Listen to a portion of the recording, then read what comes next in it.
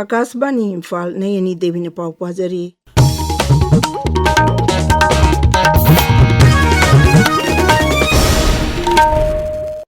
राज्यपाल अजय कुमार भलाना आईरी लमलकी सा उचेंग आखुई सेनबीबा हाइबसी सरकार खक्तना ngamloi masida miyamgi thodang chauna lei wafam asi 64 suba lamlaki सा उचे kanbagi chayon palan loisinbagi tahunda phungdokhibani Imphal gi konu mamangda leiba city convention da pangthokpa thorum aduda राज्यपाल अजय कुमार भलाना Wildlife Trust of India ga khuzamnaduna paikatpa Manipur Bear Conservation Project haudoki Forest Resource Assessment and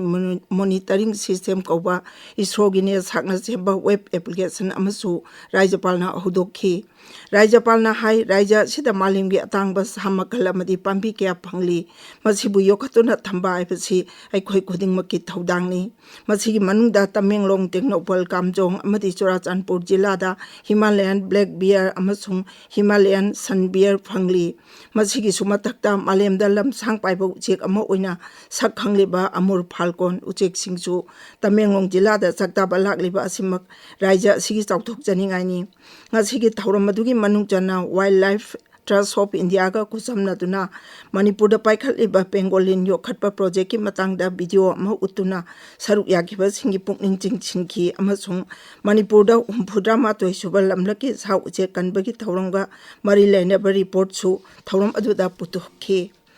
MPSC की chairman ओरमबतन अतना national commission for minorities के secretary तहु पुरंबा सिद्धार्थ किशोर देव बर्मन असी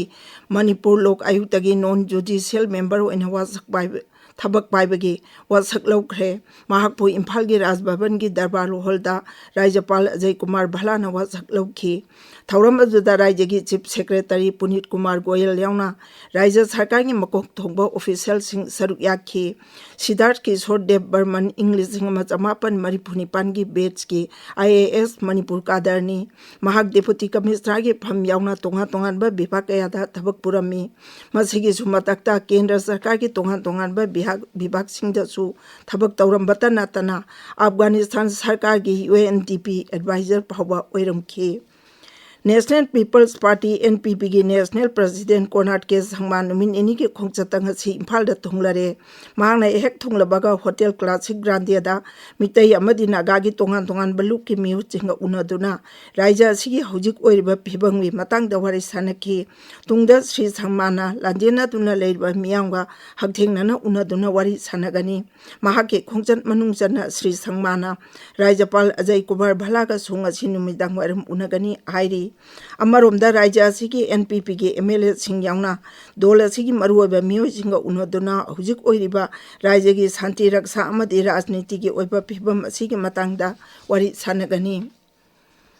Manipur university की department of teacher education सिंधुना national education policy लिंगनी कुन्ना higher education द पीरिबा कानबा मदि थेंगनागदबा सिंगनबा सिंगी मतंगदा नुमिनिनी चुपना चतगदबा खना नैनबगी थौरम असी हौदोखरे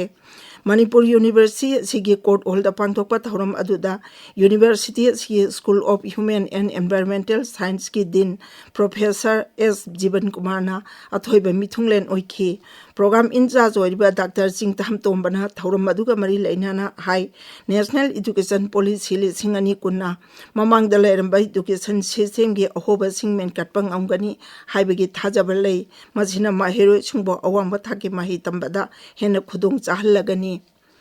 इम्फाल ईस्ट जिला की मनुंग चंबले मकोंग मपालदा आइन काइना साजिले आइबा तोंगा तोंगान बयुम कई सिंग तकथोकपगी थबक जातरिबा जिका बरी लेनाना मफम अदुदा लेरंबा मियाम सिंगी लेफम सिंबियो हाइना वाकन मिफम चतखरे लेमखोंग मपाल खुलगी खुंजा सिंगना चतगी वाकत मिफम अदुदा सरुक याकिबा सिंगना फोंगदोरखिबा मतुंग इना चही कयागी ममांगदगी खुंदा लेतादुना लेरकलबा मियामबो आइनगी वांगमदा थबक तबो इना उहल्ले मफम अदुदा लेरिबा अयाम्बा नोमगी सूरगा चाजबो ओइबना सरकार की इविक्शन की थबक असिदा लाइनरिबा युम कई सोकपिगनो हाइना अपील तौरक्ली लेबा कया लाना ततबा साइबर फ्रॉड का मरी लेना CBI ने राज्य तरुक की तोंगान तोंगान मफम सिंगदा थीबो हुंबगी थबक चथखरे दिल्ली NCR हरियाणा राजस्थान गुजरात केरला अमसुंग नोंगचब बेंगल यावना चौराकना मफम निफुरोमदा थीबो हुंबगी थबक अदु चथखी पाउलोइजरे।